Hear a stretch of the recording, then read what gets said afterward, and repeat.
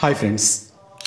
అరే, నేను దేవుణ్ణి ప్రతిరోజు పూజిస్తూ ఉంటాను కదా, అలాంటి నాకు ఎన్ని కష్టాలెందుకు అని మీకు జీవితంలో ఒక్కసారైనా సరే అనిపించుంటుంది కదా.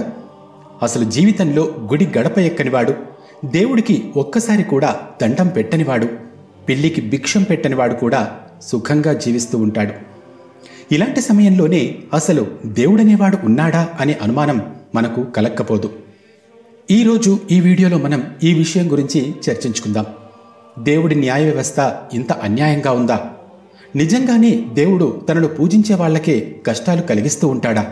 సాక్షాత్తు శ్రీకృష్ణుడే ఈ విషయం గురించి మనకు చెప్పారు. దాన ధర్మాలు చేస్తూ దేవుడిని అనునిత్యం పూజిస్తూ దైవభక్తి కలిగిన వాళ్లకు మాత్రమే ఎందుకు ఎక్కువ కష్టాలు? దేవుడిని కలలో కూడా నమ్మని వాళ్ళు ఎందుకు సుఖంగా ఉంటారు?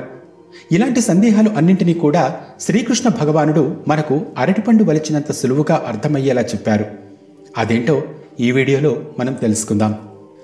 భగవద్గీత సాక్షాత్తు శ్రీకృష్ణుడే అర్జునుడికి అందించిన జ్ఞాన సందేశం అనే విషయం మనందరికీ తెలిసిందే. మన నిత్య జీవితంలో కలిగే ఎన్నో ఆటుపోట్ల గురించి, కష్ట నష్టాలను ఎదుర్కొనే పద్ధతుల గురించి భగవద్గీతలో ఎన్నో వివరాలు అందించారు. కురుక్షేత్ర యుద్ధ సమయంలో అర్జునుడు శ్రీకృష్ణ భగవానుణ్ణి కొన్ని ప్రశ్నలు అడిగి తన సందేహాలను నివృత్తి చేసుకున్నాడు. మంచివాళ్లకే ఎందుకు కష్టాలు వస్తాయి అని అర్జునుడు శ్రీకృష్ణుణ్ణి అడిగాడు. మహాభారతాన్ని మనం చూసినట్లయితే పాండవులందరూ కూడా ఎంతో దైవభక్తితో ధర్మాన్ని ఆచరిస్తూ సన్మార్గంలో పయనించారు. అయినప్పటికీ వాళ్ళు జీవితాంతం కష్టాలనే అనుభవించారు. దీనికి కారణమేంటి?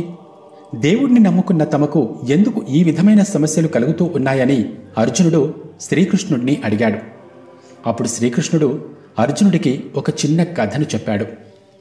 ఒక గురువుకి 2 శిష్యులుండేవారు. వాళ్ళిద్దరూ కూడా మంచి విద్వానులు, జ్ఞాన సంపన్నులు. వాళ్ళిద్దరికీ ఉన్న ఒకే ఒక వ్యత్యాసం ఏంటంటే, వారిలో ఒకరు దేవుణ్ణి పూర్తి భక్తితో ప్రతినిత్యం కొలుస్తూ ఉంటే, మరొకరు మాత్రం దేవుడి స్మరణ చేయటానికి కూడా ఇష్టపడరు. ఆస్తికుడైన విద్యార్థి ఎక్కడ భగవంతుడి పూజలు జరిగినా సరే అక్కడికి వెళ్ళి అతను కూడా తనవంతు సహాయం చేస్తూ ఆ పూజల్లో పాల్గొనేవాడు. భక్తి శ్రద్ధలతో భగవంతుడిని పూజిస్తూ ఉండేవాడు. కానీ నాస్తికుడైన విద్యార్థి మాత్రం భగవంతుడి వైపు కన్నెత్తి కూడా చూసేవాడు కాదు. అంతేకాకుండా అతనికి మద్యం సేవించే అలవాటు కూడా ఉంది. వేశ్యల సాంగత్యం కూడా ఉంది.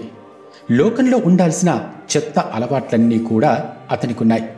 ఒకరోజు ఏమైందంటే, ఈ నాస్తికుడైన శిష్యుడు మద్యం మత్తులో తూలుతూ ఇష్టం వచ్చిన బూతులన్నీ మాట్లాడుతూ ఇంటికి వెళ్తూ ఉన్నాడు. అతనికి రోడ్డు మీద ఒక డబ్బులతో నిండి ఉన్న సంచి దొరుకుతుంది. ఇక ఆనందం పట్టలేక గట్టిగా కేకలు వేస్తూ తనకు ఈరోజు అదృష్టం పట్టిందని, బోలెడంత డబ్బు దొరికింది అని అరిచాడు. ఈ డబ్బులతో ఇక జీవితాంతం హాయిగా గడపవచ్చు అని అతను సంబరపడ్డాడు. ఇక తనకు లైఫ్లో వెనక్కి తిరిగి చూసుకోవాల్సిన అవసరం లేదని అతనికి అనిపించింది. ఎంతో ఆనందంగా తన ఇంటికి బయలుదేరాడు.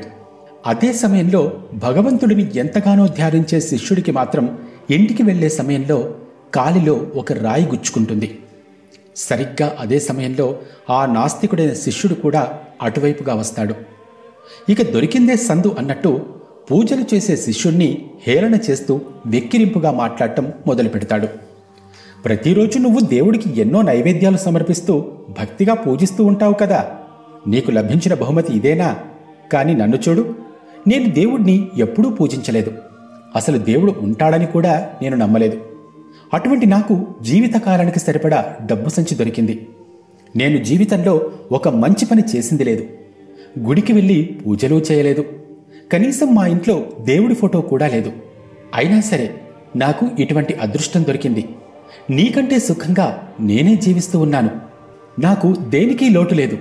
నీలాగా దాన ధర్మం అంటూ నేను నా జీవితాన్ని వృధా చేసుకోలేదు. దేవుణ్ణి పూజిస్తూ నా సమయాన్ని కూడా వృధా చేసుకోలేదు. అందుకే నేను ఇంత సుఖంగా బతుకుతూ ఉన్నాను. నాకు పట్టిందల్లా బంగారమే అవుతోంది అని చెప్పాడు. ఇదంతా వింటున్న ఆ శిష్యుడికి మనసులో ఏదో తెలియని బాధ కలిగింది. ఈ నాస్తికుడు చెప్పిన దాంట్లో కూడా ఏమాత్రం తప్పులేదు. అతను ఒక్కసారి కూడా దేవుడి ముందు చేతులు జోడించి నిలబడింది లేదు. ఒక్కసారి కూడా పొరపాటున ఒక పైసా దానం చేసింది లేదు. దానికి తోడు ఎన్నో దురలవాట్లు కూడా ఉన్నాయి. నోటికొచ్చిన అడ్డమైన బూతులు అన్నీ మాట్లాడుతూ ఉంటాడు. అటువంటి వ్యక్తికి అదృష్టం పట్టడమేంటో ఆస్తికుడికి ఎంత ఆలోచించినా సరే అర్థం కావటం లేదు. ఇదంతా ఆలోచిస్తూ అతడు తన గురువు దగ్గరికి వెళ్ళాడు. జరిగిందంతా గురువుగారికి చెప్పి తన సందేహాన్ని తీర్చమని కూడా అడిగాడు. అప్పుడు ఆ గురువుగారు నవ్వుతూ, దేవుడు ఏం చేసినా సరే నీ మంచికే నాయనా అని చెప్పారు. ఎన్ని పూజలు ఎన్ని వ్రతాలు చేసినా మంచివాళ్లకు ఎప్పుడూ కష్టాలు వస్తూనే ఉంటాయి. చర్యకు ప్రతిచర్య అనేది తప్పకుండా ఉంటుంది. మనం చేసే ప్రతి పనిని పంచభూతాలైన గాలి, నేల, నీరు, నిప్పు, ఆకాశం నిరంతరం గమనిస్తూ ఉంటాయి. దీనినే కర్మఫలం అని అంటారు. ఈ భూమి మీద పుట్టిన ప్రతి ప్రాణి తను గత జన్మలో చేసిన పాపం పుణ్యాల యొక్క కర్మఫలాన్ని మరో జన్మలో ఖచ్చితంగా అనుభవించాల్సి ఉంటుంది. నీ కాలిలో రాయి గుచ్చుకుని అతనికి మాత్రం డబ్బు సంచి దొరకటంలో ఒక పరమార్థం దాగి ఉంది. నువ్వు గత జన్మలో ఏదో పెద్ద పాపం చేశావు. ఆ పాప కర్మల ఫలితం నిన్ను ఈ జన్మ వరకు కూడా అనుసరిస్తూనే ఉంది. నిజానికి ఈరోజు నువ్వు ఒక పెద్ద ప్రమాదంలో చనిపోవలసి ఉంది. కానీ అదృష్టవశాత్తు కేవలం కాలికి ఒక చిన్న రాయి గుచ్చుకొని ఆ ప్రమాదం తొలగిపోయింది.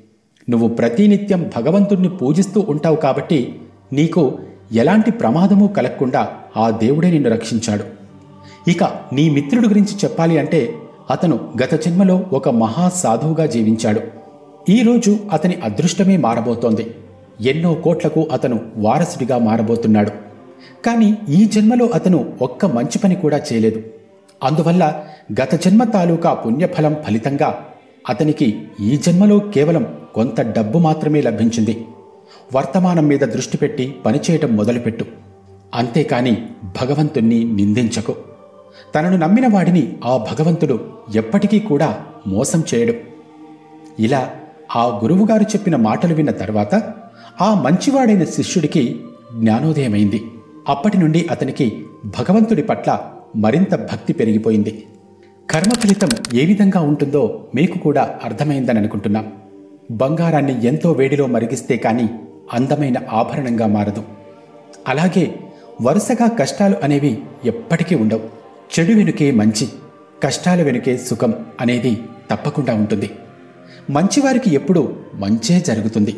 చెడ్డవాళ్ళు మొదట సుఖాన్ని అనుభవించినప్పటికీ కూడా ఏదో ఒకరోజు తన పాపకర్మల ఫలితాన్ని వాళ్ళు అనుభవించక తప్పదు. ఈ వీడియో మీద మీ అభిప్రాయాన్ని కామెంట్ సెక్షన్లో తెలియజేస్తారని ఆశిస్తున్నాం. Thanks for watching.